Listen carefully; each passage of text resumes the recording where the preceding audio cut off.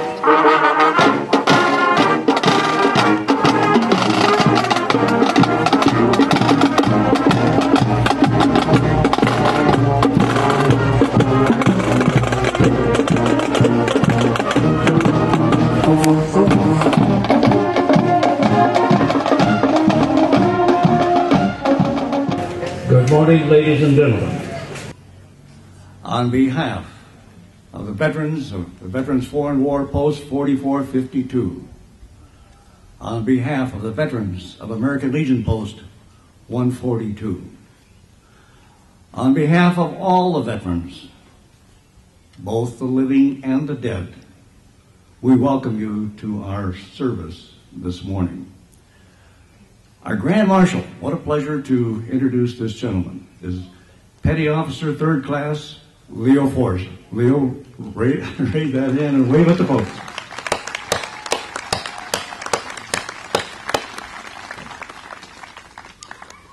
What a guy. He was always very faithful in the honor guards and in a lot of our functions with the VFW Post.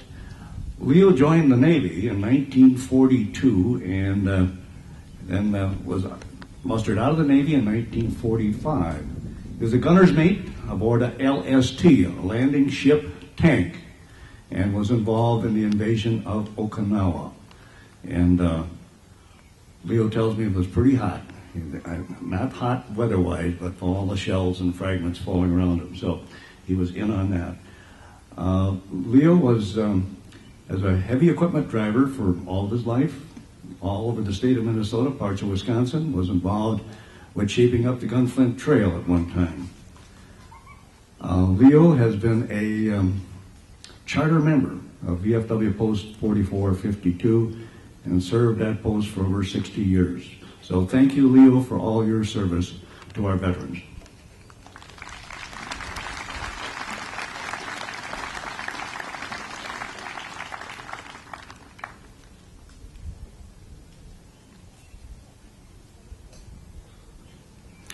You know, we have always been so fortunate to have have the Cannon Falls High School Band perform for us. They are such an important part of our ceremonies on Memorial Day.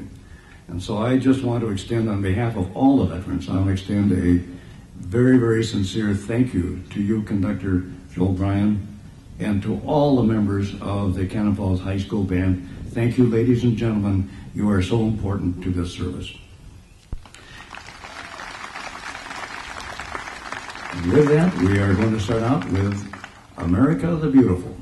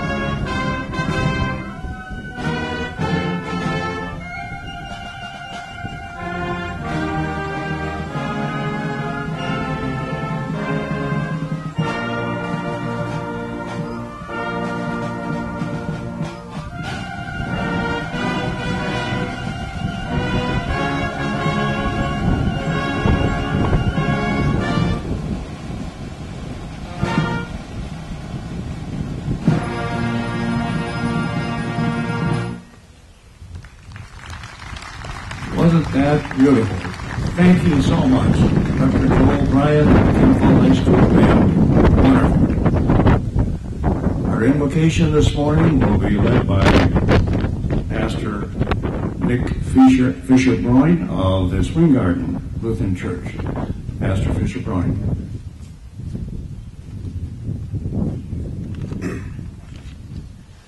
Will you join me in prayer?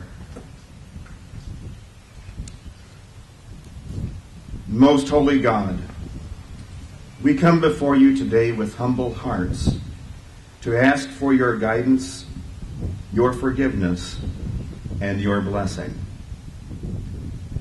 Guide us, O God, into the ways that make for peace. Guide us, O God, into actions that make our world a more just place.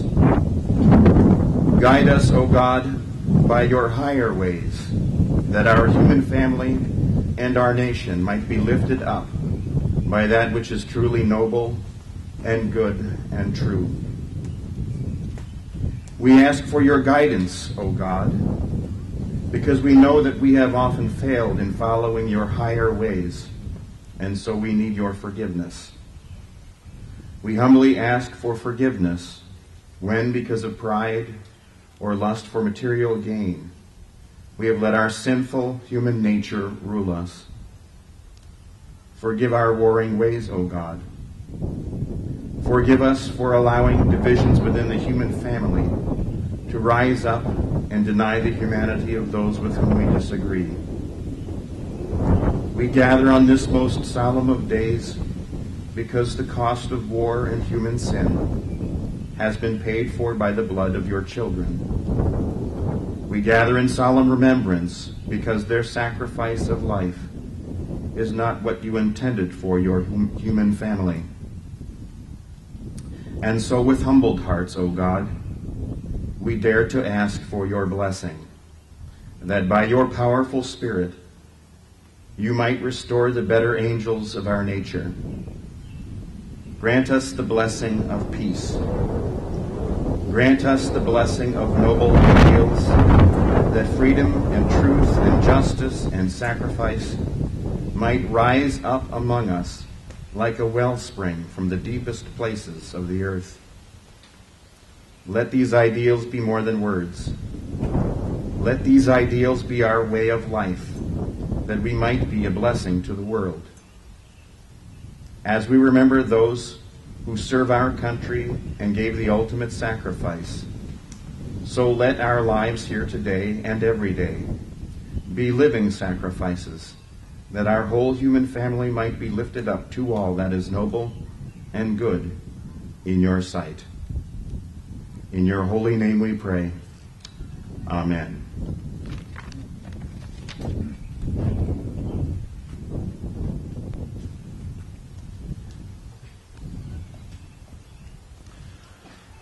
Next we have the commander, present commander of VFW Post 4452, and his presentation of the final inspection. The final inspection.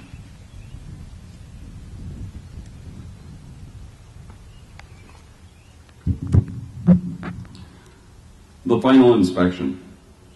The soldier stood and faced God, which must always come to pass. He hoped his shoes were shining just as brightly as his brass. Step forward now, you soldier. How shall I deal with you? Have you always turned the other cheek? To my church have you been true? The soldier squared his shoulders and said, No, Lord, I guess I ain't. Because those of us who carry guns can't always be saint. I've had to work most Sundays, and over time, and in times my talk was tough, and sometimes I've been violent because the world is all awful rough.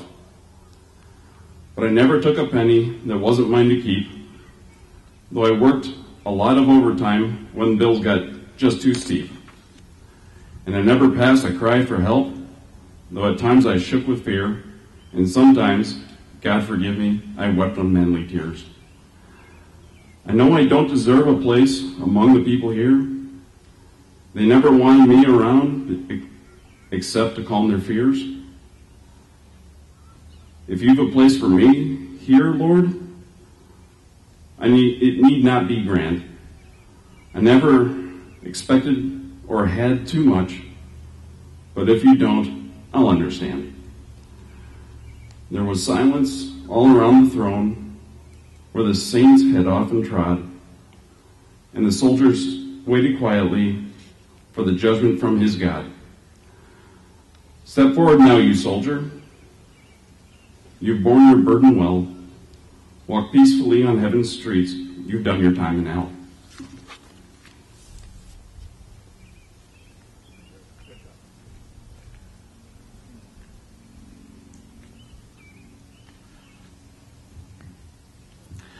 We're going to have our rendition of In Flanders Field by Shaylin Nguyen. And Shaylin is our 2011 Girls State candidate, or actually participant. And Shaylin is just an outstanding individual. Shaylin is a board scholar, graduating number 2 in her class at Cannon Falls graduating class of 2012. So, Shaylin, it is indeed a pleasure to introduce you to present in Flanders Field. There's Shaylin over here. Come on.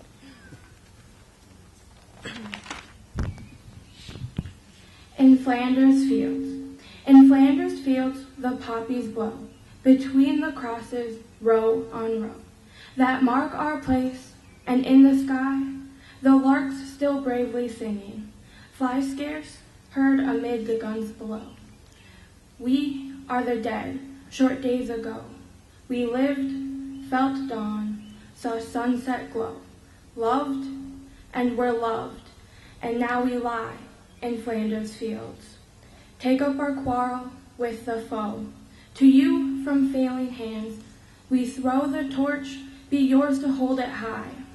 If ye break faith with us who die, we shall not sleep, though poppies grow in Flanders Fields.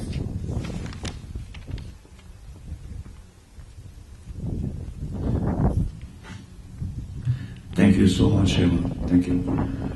Now we're going to have the response to Flanders Field by Kalyn Friedges. She is our 2012 Veterans of Foreign War 4452 Loyalty Day Queen. And by the way, she has two wonderful ladies sitting next to her. The runner-up of the Loyalty Day Queen is Erica Berg, and the second runner-up is Angie Fredrickson. But Kalyn, we are looking forward to your response to Flanders Field.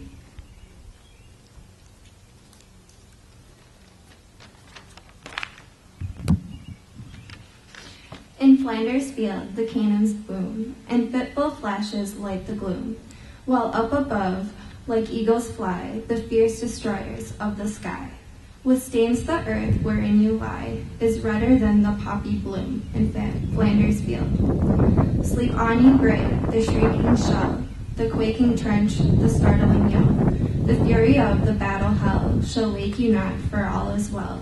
Sleep peacefully, for all is well. Your flaming torch aloft we bear, with burning heart and oath we swear, to keep the faith, to keep it through, to crush the foe or sleep with you in Flanders Field. Thank you so much, Kalyn. Good job. Great. Next, we're going to have a rendition of No, Freedom is Not Free, and that's by Sydney Erhardt. She is the 2011 VFW Voice of Democracy. Sydney? We're working Sydney pretty hard today, both the band and, of course, the speech.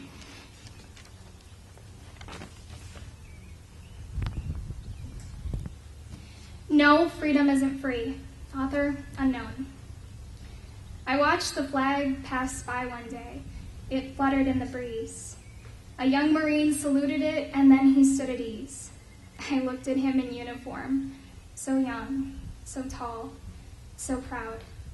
With hair cut square and eyes alert, he'd stand out in any crowd. I thought how many men like him had fallen through the years. How many died on foreign soil? How many mothers' tears? How many pilots' planes shot down? How many died at sea? How many foxholes were soldiers' graves? No, freedom is not free. I heard the sound of taps one night when everything was still. I listened to the bugler play and felt a sudden chill. I wondered just how many times that taps had meant amen, when a flag had draped a coffin of a brother or a friend. I thought of all the children, of the mothers and the wives, of fathers, sons, and husbands with interrupted lives. I thought about a graveyard at the bottom of the sea, of unmarked graves in Arlington. No, freedom isn't free.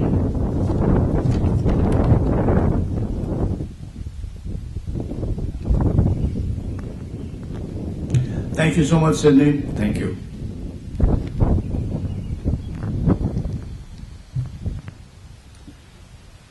We're going to give her a little chance to get back, because next we are going to call on our band to play the Armed Forces Salute, once again conducted by Director Joel Bryan. And of course we will be playing all the anthems of the Army, Navy, United States Air Force, the Marine Corps, and the Coast Guard. So For those of you who have served in those branches of service, when they play your song, either stand up or wave your hand. So please participate. Cannon Falls High School Band.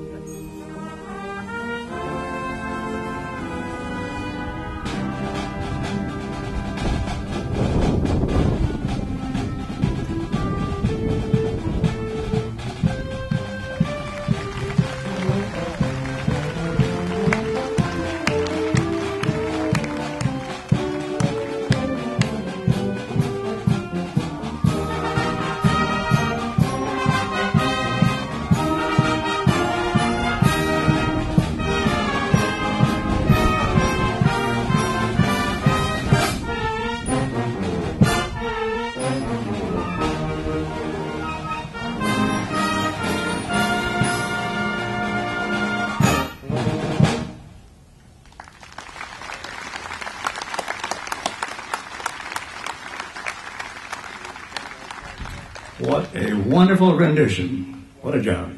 Wonderful. We are now going to have the Gettysburg Address by Tyler Wilson. Tyler is the 2012 American Legion Boys State delegate. So Tyler will be heading off for Boys State in about the middle of part of June. Tyler, you're on.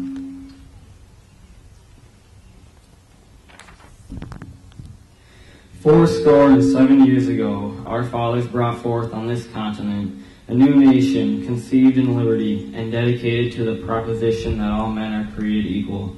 Now we are engaged in a great civil war, testing whether that nation or any other nation so conceived and so dedicated can long endure.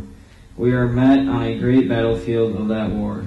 We have come to dedicate a portion of that field as a final resting place for those who here gave their lives that that nation might live.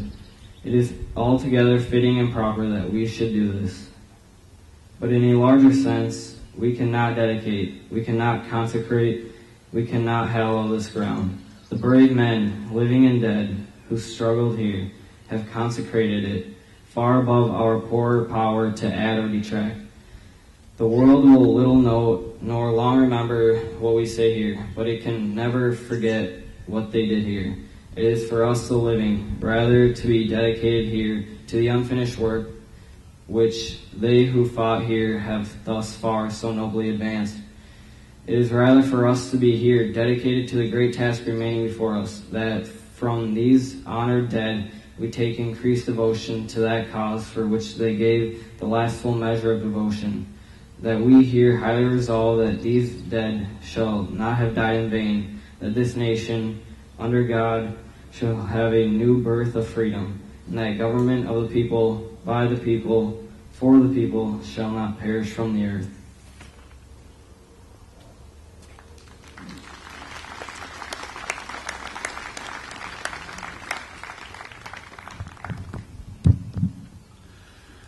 Now, I was trying to coach Tyler on giving the Gettysburg Address, and he could do it a heck of a lot better than I ever could. So he did a wonderful job, Tyler. Congratulations. Now, I'll have to confess that we have a sound manager or director here. Jim is at the keyboard. He actually makes us all sound pretty good, so thank you, Jim, for your expertise. Really appreciate it.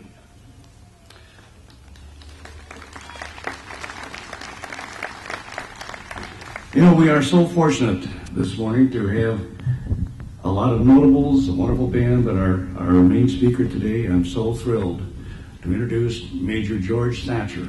He's an Air Force veteran and has a resume that is incredible. I can't cover everything that he has been involved with.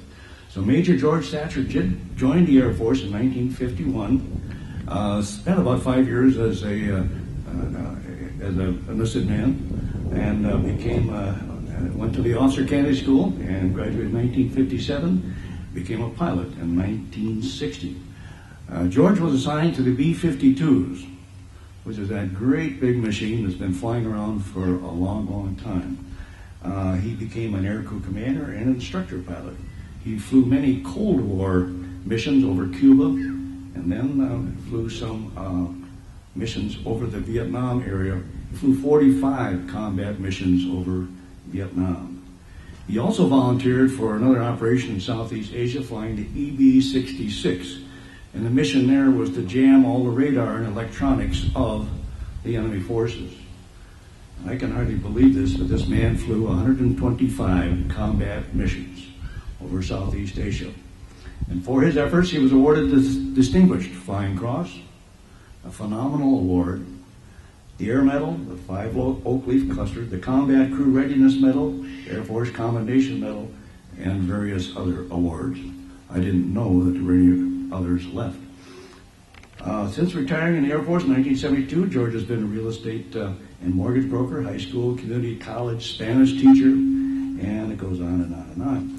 He has several degrees, one in human resource management, urban studies, Spanish with honors, and a doctorate in bilingual education. You know, George is kind of a skinny guy I can understand because he's been very, very active. He now calls Colorado Springs, Colorado, his home, and remains active in biking, fitness enthusiastic, and does a little fishing once in a while. He sings with the Rocky Mountains Senior Chorale and writes aviation poetry and short stories, and does volunteer work at a local hospital. He also plays golf, as I understand. George is married to the former Jean Schultz of Cannon Falls, a beautiful wife and princess for life. Jean is also a retired educator, having been an elementary school principal and college instructor during his illustrious career. George credits Jean, and all us guys should do this. There's the other half that helps us perform. George credits Jean for being his greatest supporter and teaching him everything he knows about the field of education. Major George Thatcher.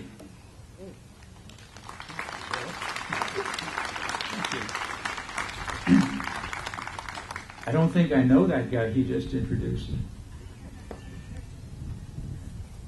Commanders Larson and Hermanson, fellow veterans, fellow members of VF Post 4452 and American Legion Post 142, honored guests.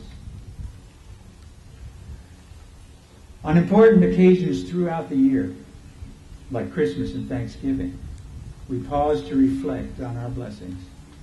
At New Year's, it's time to reflect on things like last year's missteps and resolutions we may need to make in order to live life in a more goal-oriented way during the coming 12 months.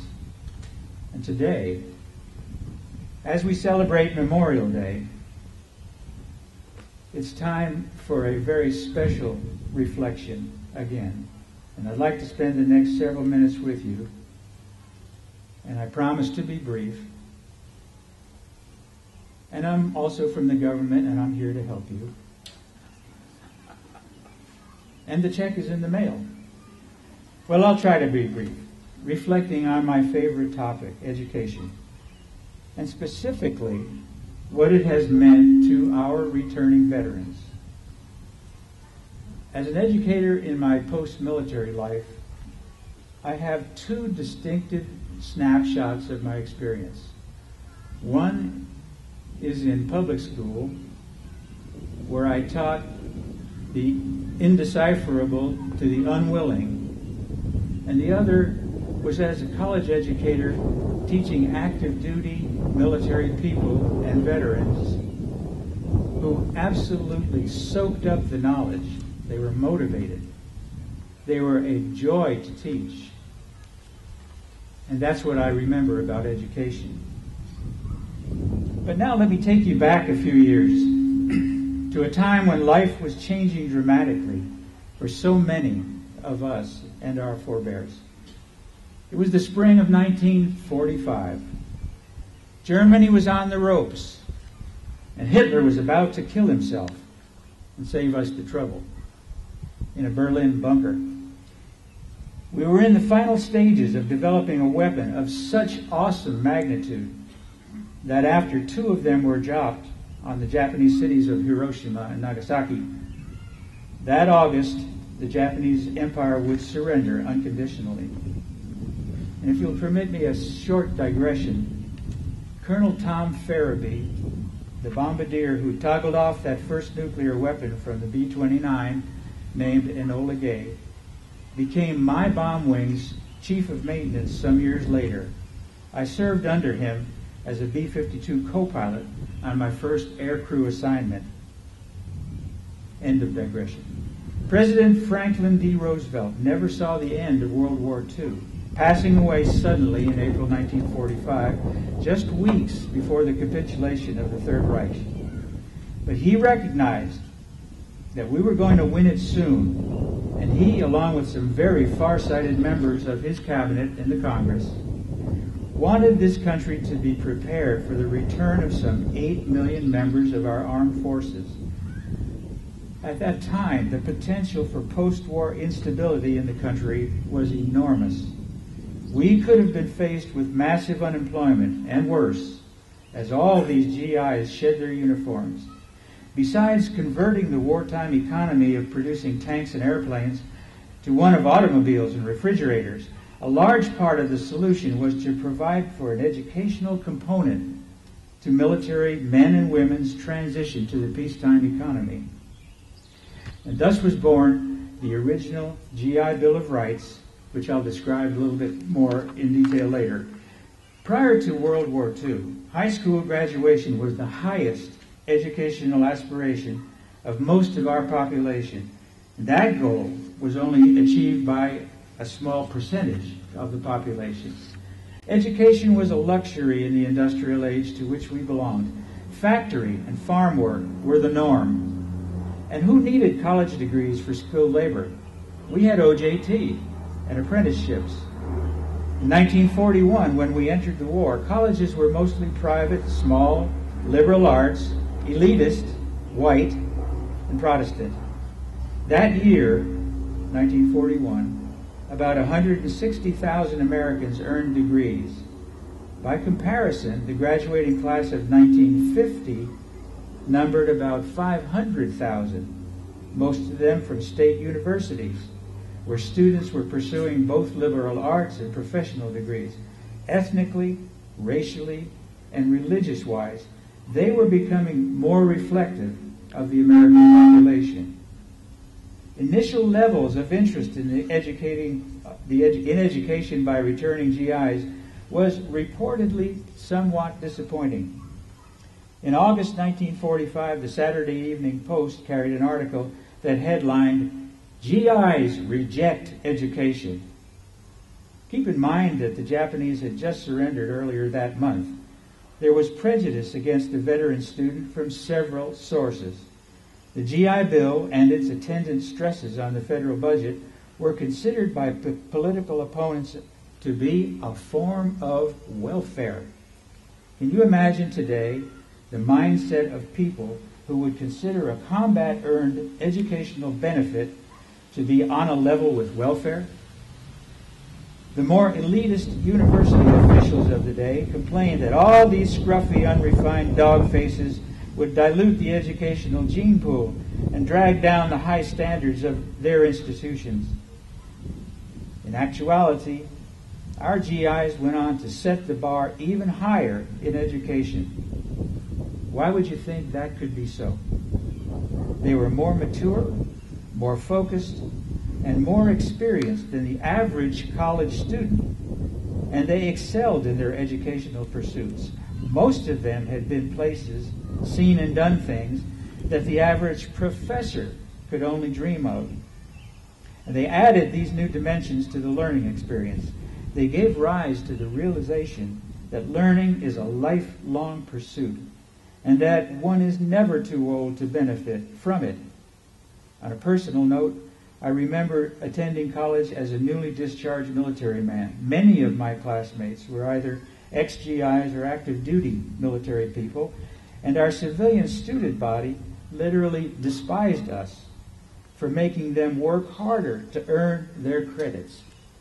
We loved it.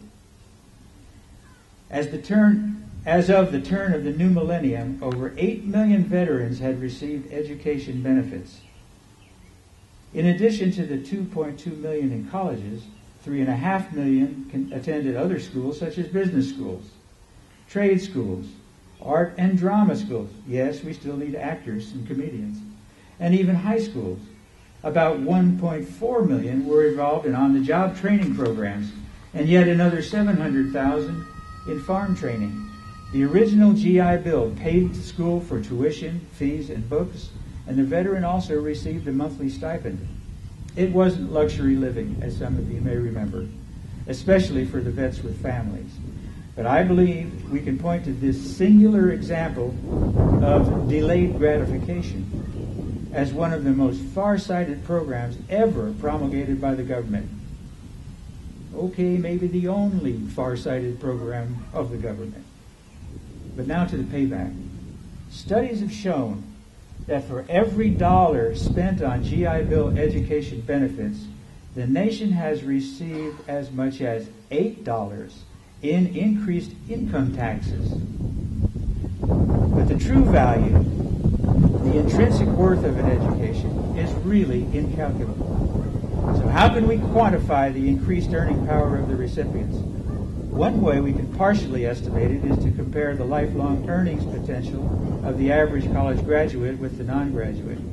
I've seen figures that show upward of $500,000 in differential earning power.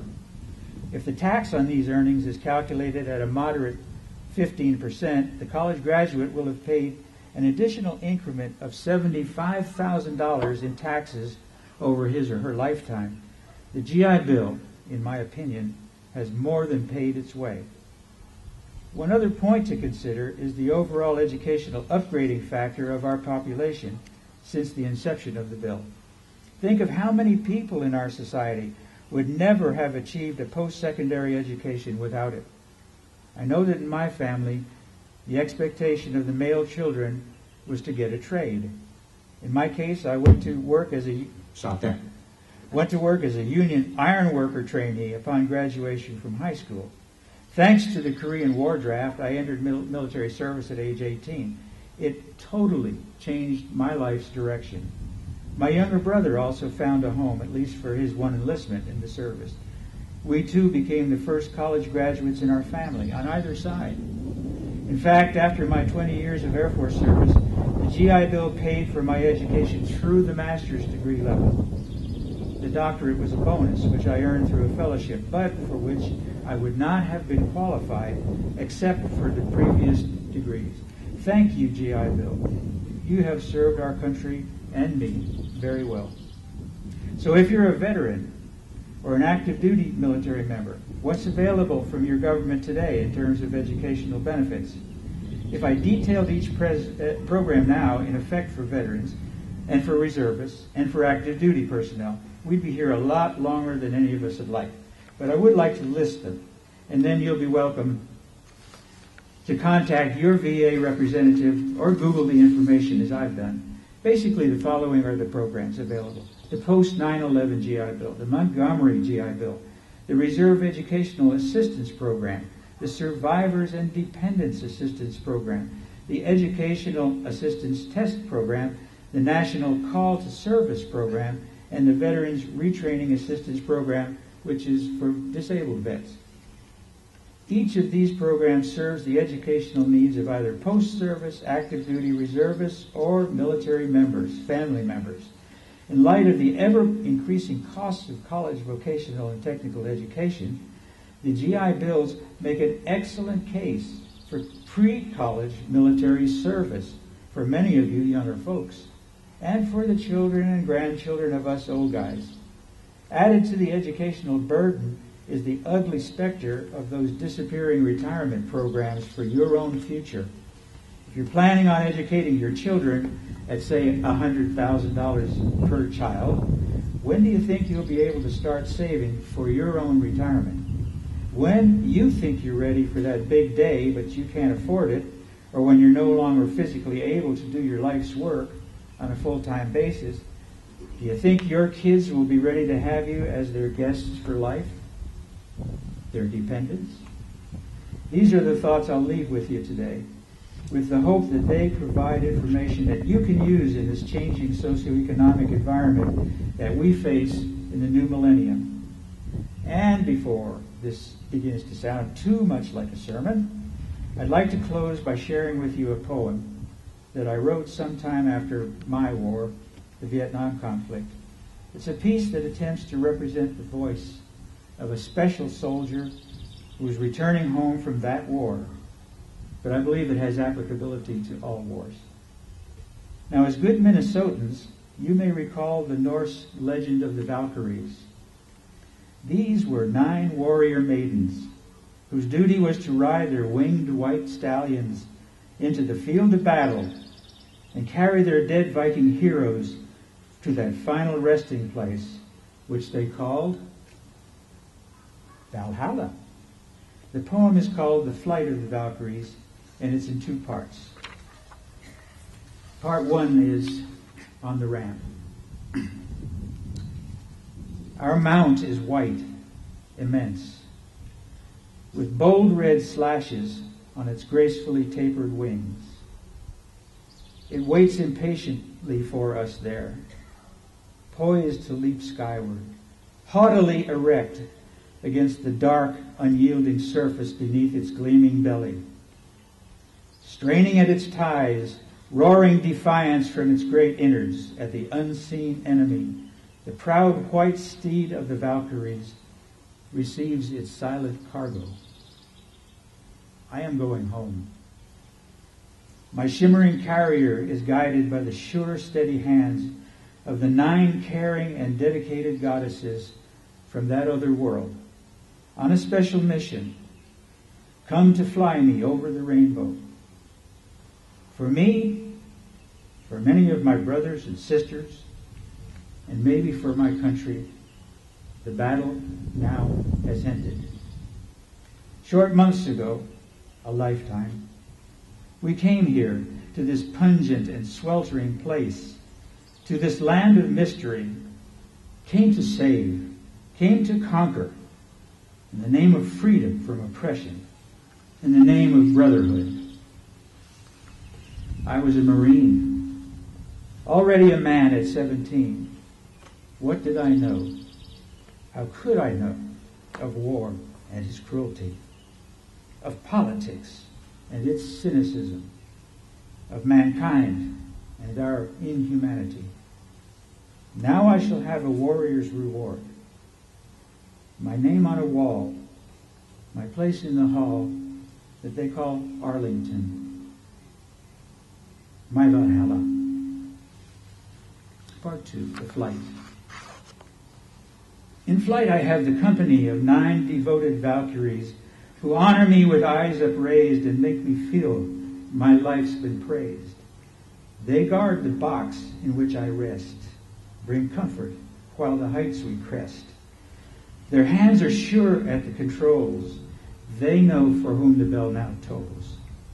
And we at peace the airways ply across the miles of trackless sky. My country says, a job well done. Seaman, no need to mourn your son, for there be many warrior friends awaiting us where journey ends.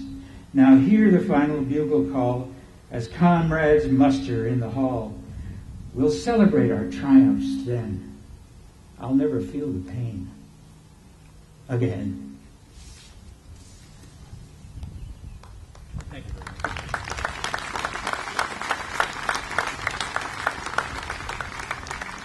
Thank you so much, Major George Thatcher. Thank you for that fine address. For the benefit of family, friends, and loved ones, Kraft Ostrom Post 142 American Legion believes it to be fitting and proper to recognize and honor the men and women who died during all the wars, and also to recognize the veterans of all wars who are buried in our community cemeteries. At this time, we would like to place an American memorial flag on the hillside of the Colville Monument.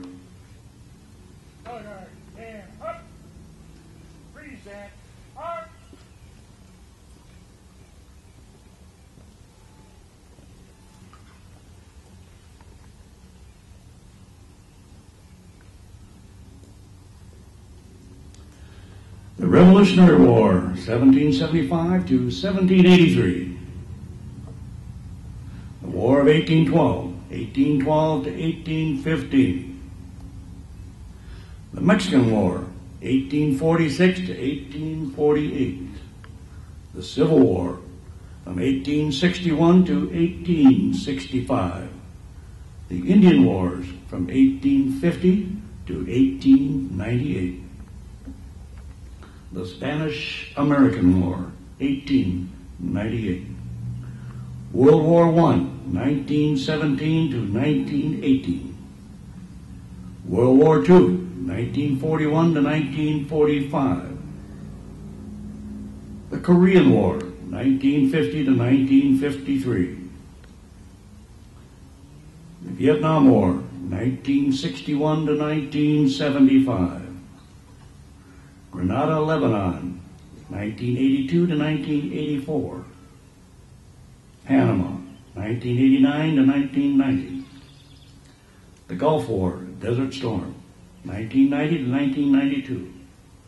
And all the other active operations from 1996 onward. This time I'd ask for just a moment of silence.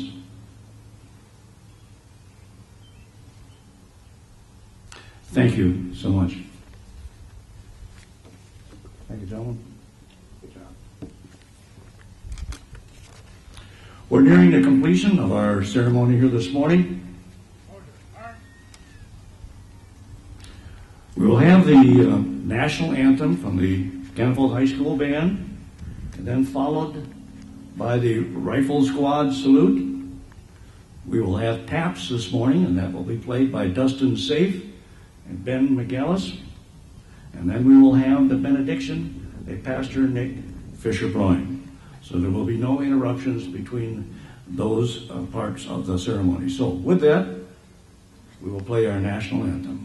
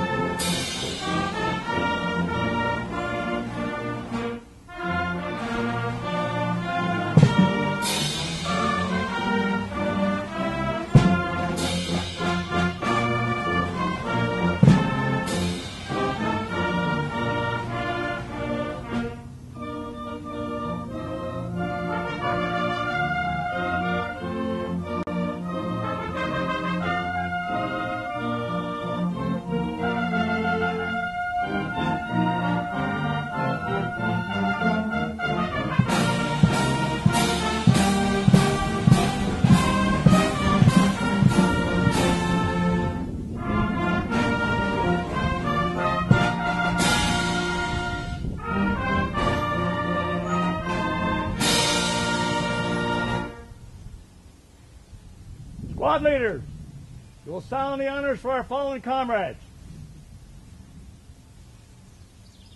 Rifle squad, forward, arms, path right, face, unlock, ready, fire, fire, fire, cease firing, forward arms, lock, half left, face, present, arm.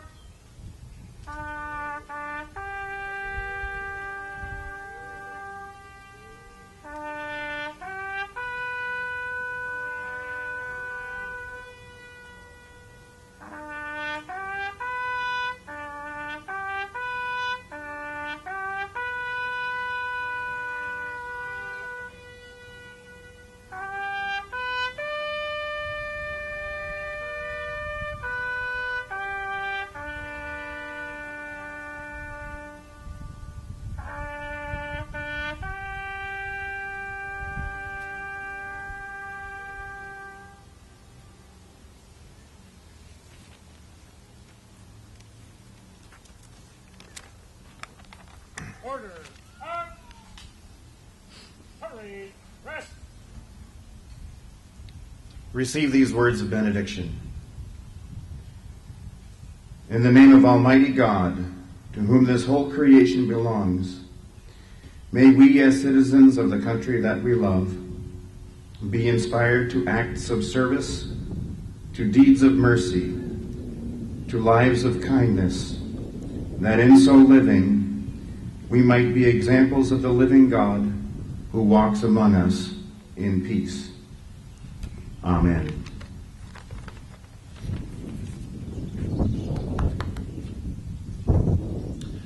This concludes our ceremony. Thank you, everyone, for joining us this morning. Thank you so much.